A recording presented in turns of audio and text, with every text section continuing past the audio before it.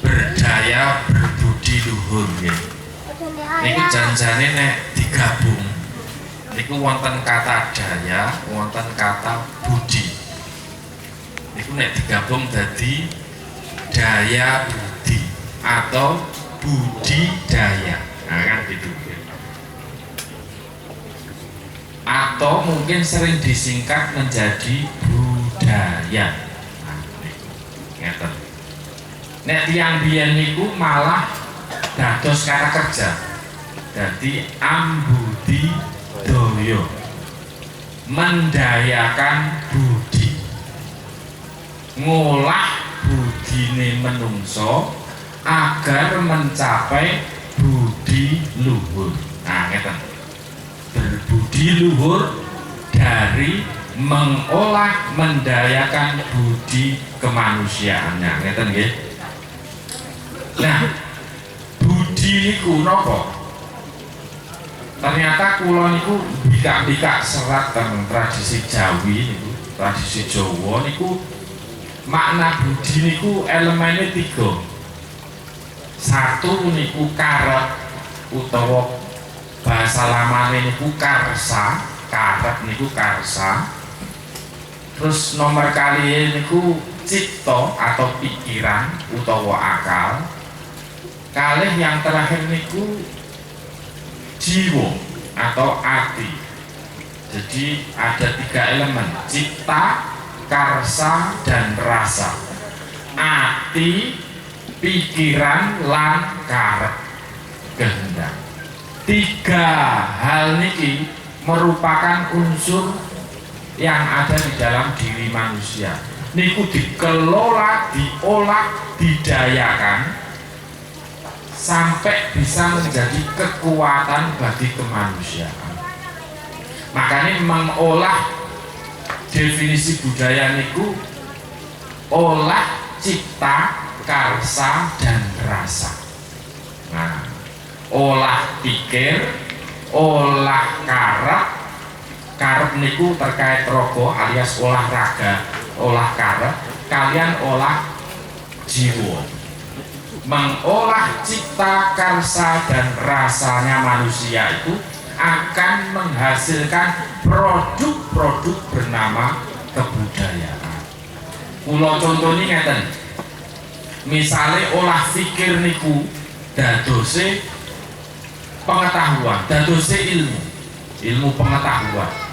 Olah keinginan niku nek diarahke misalnya awake dhewe niku pengene butuhe mangan, butuhe golek panguripan. Niku mengolah karep niku akhirnya dados sistem-sistem pertanian, dados sistem teknologi, dados sistem gawe omah. Niku diolah terus-menerus karepe niku sehingga kebutuhan manusia itu bisa dipenuhi. Nek biyen niku zaman primitif, niku tiyang niku nek luwe napa nggih lapar itu tinggal masuk hutan memetik buah sudah. Tinggal masuk hutan ada kijang dipanah, tinggal dimaem. Tapi setelah manusia itu mengolah pikirnya, mengolah keinginannya, mengolah rasa terdalamnya, niku akhirnya perkembangannya pesat, malih berkembang akhirnya golek panganan niku ternyata nonton film niku jeglok. Ternyata ini iso tumbuh. Akhirnya kemudian iso dibiarkan. Jadi sistem pertanian tidak harus pergi ke hutan, cukup menanamnya di pinggir-pinggir rumahnya. Ngeten niku nggih. Nah, olah niki, olah cipta, karsa, dan rasa niku sakjane niku adalah olah yang menuruti dorongan fitrah kita.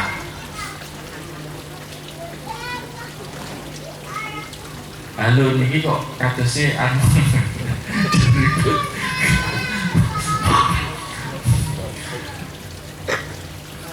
Allahumma sholli ala Muhammad.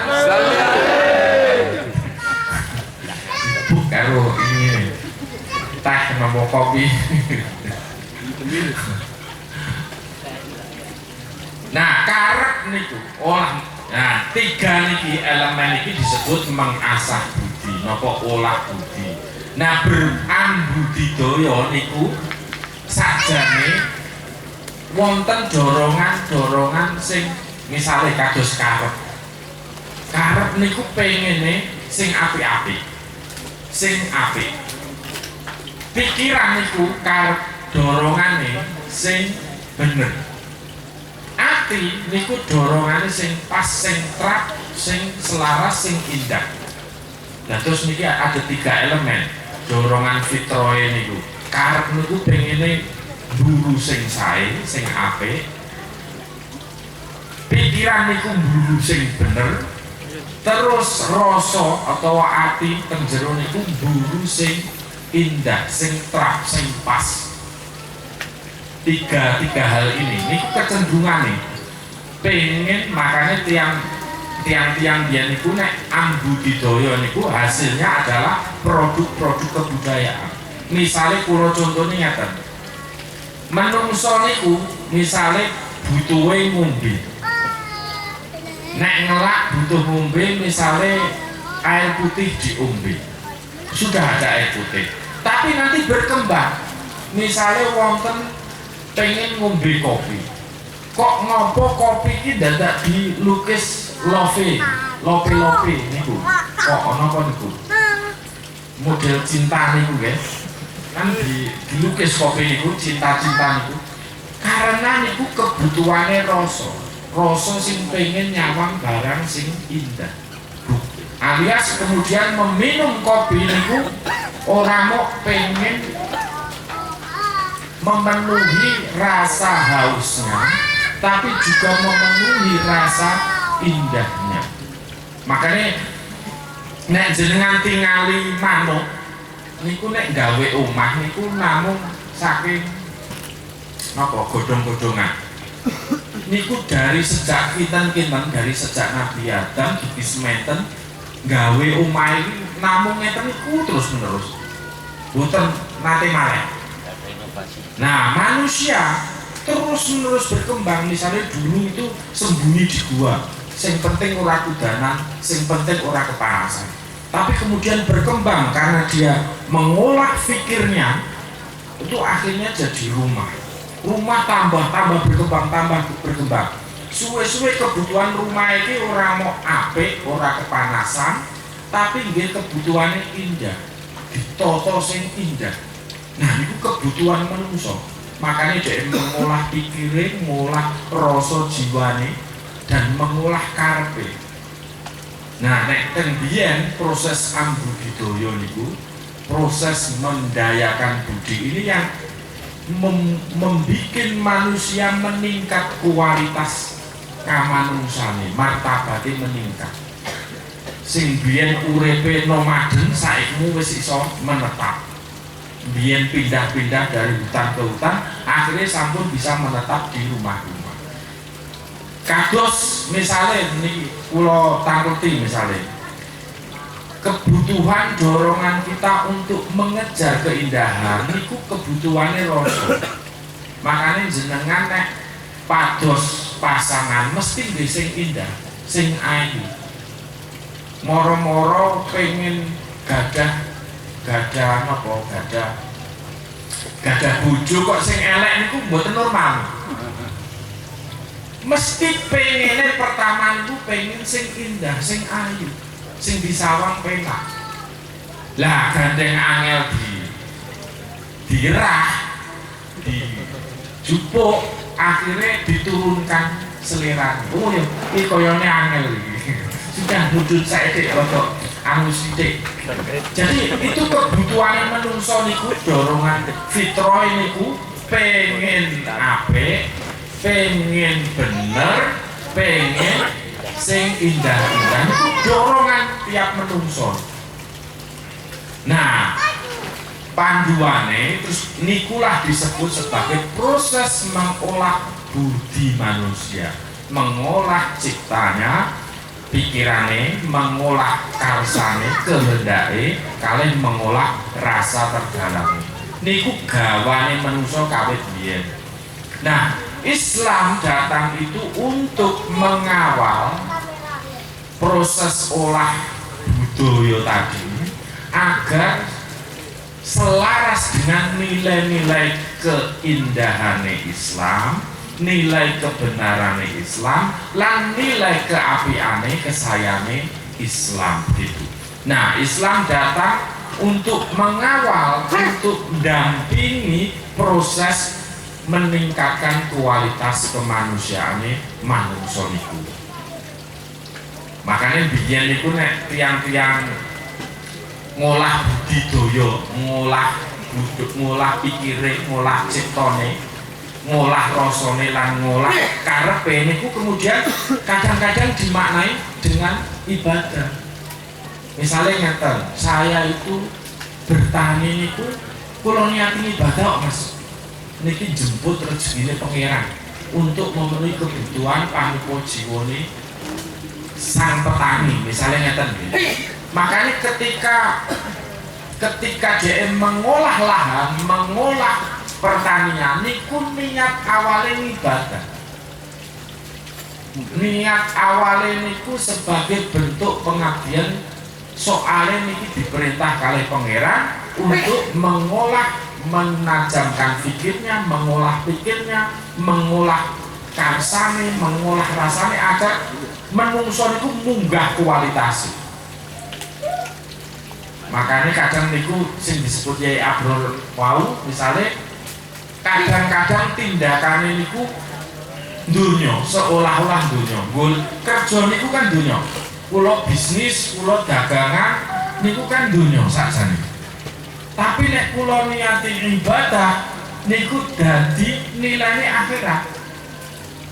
Aku tak dodolan dinggo golek rezeki karena golek rezeki perintah pangeran, aku tak niati golek rezeki dinggo nyukupi kebutuhan keluargaku sehingga kebutuhan keluargaku nek wis kecukupan iso dinggo nyokong kualitas ibadahe bagi keluarga itu. Nah, makanya nek wong biyen niku mboten terpisah nuwun sewu. Kebudayaan dengan agama niku mboten terpisah. Karena Islam itu datang untuk mengawal, untuk nyokong, untuk mendukung proses peningkatan kualitas manusia. Omahe tambah apik, omahe tambah indah, akhlake tambah apik, perbuatane tambah bener, tambah apik lan tambah indah. Wa ma khalaqtul jinna wal insa illa liya'budun. Jin manungsa niku diciptakan ujungnya adalah untuk nopo? Liya'budun. Apa? Nopo artine liya'budun niku? Ngibadah niku artine nopo? Sakjane kata ibadah niku sakjane pun diserap teng bahasa Indonesia atau teng bahasa Jawa. Jenenge kan hurufe niku saking ngain, ba, dal. Jadi bahasa Indonesia jadi ngabdi. Niku serapane jadi ngabdi.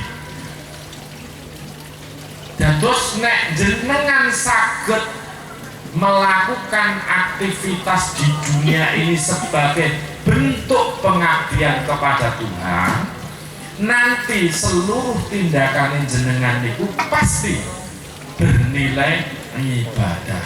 Nah niku wa ma khalaqtul jinna wal insa illa liya'budun, untuk niat ibadah ngeten. Nah, proses mengolah budi, mengolah cipta karsa dan rasa niku biyen boten terpisah kali agama. Nah, kula urekan malih nggih. Misalnya syariat niku pengen ngarahke tindakan jenengan, tindakan perbuatan kelakuan jenengan dengan karep keinginan jenengan itu agar sesuai dengan nilai-nilai kebaikan. Niku syariat. Syariat itu mengarahkan karsa jenengan, kehendak jenengan menuju ke arah kebaikan. Terus cipta utawa akidah niku pengen mengarahkan pikiran jenengan niku ke arah kebaikan dan kalbu jenengan niku bertauhid kepada yang benar. Niki napa nggih? Akidah. Lah mengke akhlak mengarahkan hati jenengan niku, rasa jenengan niku bersih, wening sehingga peka terhadap sing pas, sing terap lan sing indah. Nah niku olah menjernihkan hati, pikirane landhep tajam, kalih keinginan yang sudah bisa diarahkan atau dikendalikan. Makanya berbudaya niku adalah laku syariat, laku akidah dan laku akhlak, sebenarnya begitu. Makanya nanti mengolah fakultas atau mengolah niku budi sing di dalam diri Anda niku akan mengarahkan kepada nilai-nilai yang baik. Makanya sebenarnya jenengan manusia itu kalau sebenarnya dereng beragama pun sebenarnya sudah tahu pengen seneng sing apik, seneng sing bener, seneng sing indah. Cuma kadang-kadang kalah kalih nafsune, kalah kalih ketakutan engko samar wedi melarat, akhirnya bypass menerobos. Sakjane nek ditekoki mesti mungkin nggih anu. Kowe iki salah ora sakjane? Oh ya salah. Contohipun ngeten, makanya nek jenengan gadah garwa, istri misalnya ya, itu dibohongi itu pasti nggak mau karena dorongan paling dalam di dasar hati ini sebenarnya pengen kebenaran. Makanya tiang itu nek dibohongi mboten mau, karena dia dorongan fitrah itu pengen menuju kepada kebenaran, pengen menuju kepada yang maha benar sebenarnya pikiran kita. Makanya olah budaya niku biyen termasuk bagian dari olah pengabdian kita kepada. Nah, Islam hadir datang niku ndampingi olah berkebudayaan, olah berkemanusiaan, mengolah cipta, pikiranmu, karepmu lan rasa atimu. Rasa atine dijernihkan, dibeningke, pikirane dilandhepke, keinginane diarahke. Nah, kita ngeten. Ambudidaya berbudaya alias nek pikirane tambah maju, atine tambah jernih, lan karepe tambah terarah, dia akan meningkat kualitas kemanusiaannya. Kula kasih contoh ngeten. Tambah semakin berkembang menungso niku tambah sae. Misalnya sekarang yang saniki nggih, misalnya berrelasi dengan perempuan itu pun luwih sae timbang zaman biyen. Singen. Saikimu nek teng biyen zaman jahiliyah kula cerita, nek milih bojo niku kados milih barang. Ta'aruf niku nek makna jahiliyah niku milih barang, nonton barang. Mengke kula berkunjung ke calon mertua kula nggih, misale ya. Saya nonton ta'aruf, maksudnya di zaman jahiliyah itu saya nonton barang. Coba lihat calonnya mana sini. Nanti itu ditelanjangi, nun saya itu ditelanjangi. Utuh, barangnya utuh ini. Ya sudah, oke, saya mau. Nanti terus saya bayar sama mertua saya. Seolah-olah membeli. Nah, sekarang Islam datang untuk menghapuskan itu. Jangan sampai kayak gitu, caranya harus lebih baik. Makanya sekarang kan pun boten mireng toh, saat itu wonten pernikahan sing dipaksakan itu pun jarang toh. Nek zaman-zaman sebelum kemerdekaan itu misalnya banyak perempuan yang dipaksa untuk menikah dengan orang begitu. yang kadang-kadang nggak disukainya, kadang-kadang gara-gara iming-iming harta benda yang mau datang, akhirnya anaknya bahkan dinikahkan, dipaksa dinikahkan. Nah sekarang sudah tambah baik, alias perkembangan kebudayaan, proses meningkatkan kualitas kemanusiaan ini tambah sailan. Itu hasil dari kerja Islam pengen dampingi berbudaya tadi, proses mengolah meningkatkan nilai-nilai kemanusiaan tadi sudah sangat baik. Nah dulu para wali itu sangat tahu budaya, makanya mereka menerjemahkan Islam itu wonten ranah kebudayaan. Kulo contohin ngeten, wonten istilah teng napa nggih, tembang teng Jawa niku wonten disebut mocopat. Mocopat niku misale namine nggih wonten Mas Kumambang, wonten Mijil, wonten Sinom, wonten Kinanti. Kinanti mengke Gambuh, Asmorodono, kemudian Durmo, Pangkur, mengke Megatro, Pucung. Nah niku sebenarnya tinggalane para wali. Niku biyen pengen ngajari tiyang Jawi bahwa urip niki wonten sebuah perjalanan, kita niki berasal dari Tuhan dan akan kembali kepada Tuhan. Nah proses dari dilahirkan sampai meninggal niku adalah sebuah perjalanan besar, atau yang disebut sebagai kesusastraan ini itu disebut sebagai kesusastraan suluk. Makanya mocopan itu disebut suluk. Suluk niku napa? Suluk niku perjalanan biyen kita lahir, dimunculkan oleh Allah, lahir sampai nanti meninggal, mungkin balik menuju kepada Tuhan. Makanya dalam proses olah berbudaya tadi, ditingkatkan pikirnya, dicerdaske pikire, dikendalikan keinginannya, dan dijernihkan perasaannya itu wonten tahapan-tahapan sesuai umure. Kula ceritani, misalnya ngeten, Mas Kumambang niku tesih wonten di dalam kandungan. Itu bahasanya nopo Sunan Kalijaga mbiyen ya.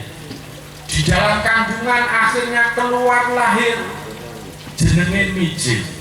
Mbok wis lahir mungkin dadi anak muda Sinom. Setelah jadi anak muda itu perlu dikinanteni, perlu disertai, perlu dikanteni. Kinanti kemudian masuk ke Asmorodono, mulai anak muda niku hormonnya lagi kuat-kuat, lagi seneng brai-braine. Niku cah nom niku nggih. Terus niku Asmorodono mungkin gambuh niku pun nikah, ketemu jumbo. Nek pun nikah mungkin pun duwe anak, mengalami apa yang disebut sebagai Asmorodono atau dandang bulo. Dandang bulo niku dia merasakan pahit manis getir kehidupan, pun golek sandang pangan, golek rezeki, golek apa-apa. Nah mungkin nek sudah merasakan pahit manis getir kehidupan, dia akan mengalami fase bernama Durmo. Durmo niku apa? Durmo niku dia akan punya waktu untuk mendermakan dirinya untuk kebutuhan masyarakatnya. Durmo. Mungkin sudah mulai agak sepuh, dia harus mulai mengambil jarak, nyingkir, mungkur, mulai surut dari dunia, pangkur. Makanya nek umur misalnya swidak kok tesih golek dunia niku alamat. Pikirane kok isih bedino pengen sugih niku alamat mboten sae maksudnya. Makanya pangkur mungkin setelah dia mungkur dari dunia, dia akan megat ruhnya akan dipegat, masuk di pocong, nanti namanya pucung. Nah itu sebenarnya pelajaran yang diajarkan oleh Sunan Kalijaga, yang ingin mengajarkan bahwa hidup itu ada tahapan-tahapan. Misalnya ngeten, nuwun sewu, cah nom niku nggih. cah nom niku fasenya lagi pengen mengeksplorasi potensinya. Giroid lagi brai-brai ini lagi kenceng, rasa ingin tahu ini lagi pengen muntuk-muntuk. Makanya cah nom niku angel dijak sabar. Niku mesti sing ngajak sing sepuh-sepuh niku ngajak sabar. Nek cah nom niku pengen bedah, mengeksplorasi potensi yang dimilikinya. Makanya ampun terlalu dilarang, tapi cukup dikinanti, disertai ojo sampai kebablasan. Salah gak masalah, tapi ojo sampai kebablasan, karena nanti baiknya itu lebih banyak daripada salahnya. Sebenarnya begitu. Niku tahapannya cah nom, dieksplorasi, akalnya difungsikan. Cah nom kok rat golek ilmu niku bahaya. Cah nom kok wis mikir nopo nggih misale. Nah, makanya proses kinanti niku penting. Sing penting ibarat nek cara anu niku diculke tapi gundeli buntute. Nggih. Ampun kebablasan. Makanya ketika dilepas itu dia agar dia mengeksplorasi potensi pikirannya, potensi kepekaan rasa hatinya maupun pengendalian keinginannya, itu sudah harus dilatih. Soalnya nek boten mungkin cah nom niku misalnya pulau contoh ini ngaten, cah nom niku nek misalnya umur 15 pas lagi pengen roh apa-apanya niku moro-moro wis ngetengi tanggane, niku memupus seluruh harapan potensinya niku akan mandek. Makanya sing penting jogo piye carane boten zina, piye carane sing penting tesih salat ngeten niku. Nanti insya Allah perkembangan potensinya ini akan kadang-kadang cah ono kok nggih tiyang sepah niku kadang-kadang samar, ketakutan. Lah cah nom niku kan biasanya kan duwe wedi. Pokoknya tabrak gitu. Nah niku potensi yang dikembangkan. Lah mungkin benten melih nek pun sudah berkeluarga. Niku artinya olah rasanya sudah lebih dalam. Nek cah nom niku olah pikiran mawon. Uwene pengen dikembangke. Sama olah karepe pengen dituruti. Kabeh pokoknya kudu keturutan. Niku cah nom. Nah mungkin sudah dewasa, sudah berkeluarga, dia akan mengolah sisi yang lebih dalam bernama olah rasa terdalam. Nah niku apa nggih? Niku tahapan-tahapan yang harus. Makanya kadang-kadang umur misalnya umur yang sudah sepuh niku memang sudah harusnya mengabdikan, misalnya umur 40 ya. Niku harus sudah membaktikan dirinya untuk masyarakat, bukan untuk kepentingan nopo hanya semata keluarga mawon, tapi juga harus semakin mendermakan dirinya bagi kepentingan banyak orang begitu. Nah ini proses yang disebut sebagai proses ambudidoyo. Nah biyen niku kula nate maos nggih wonten teng Serat Wedotama niku wonten ngeten. Proses mengolah cipta, mengolah rasa dan olah karsa niku itu bagian dari agama. Karena Islam itu bermakna mengarahkan karsamu, keinginanmu kepada yang baik. Iman itu bermakna mengarahkan pikiran dan kalbumu kepada yang benar, itikad yang benar, tauhid yang benar. Sedangkan ihsan itu menajamkan, menjernihkan rasa terdalam Anda agar selalu tawajuh terhadap Tuhan begitu ya.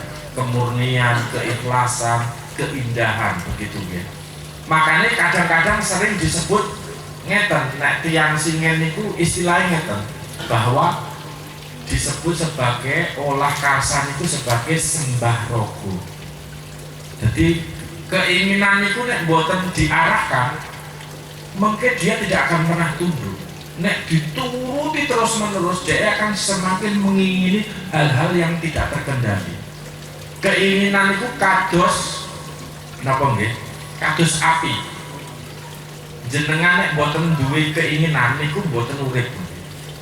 Misalnya jenengan pengen teng jeding atau teng WC gitu niku pergo keinginan akhirnya obah melampah niku daya hidup niku keinginan. Cuma nek keinginan niku terlalu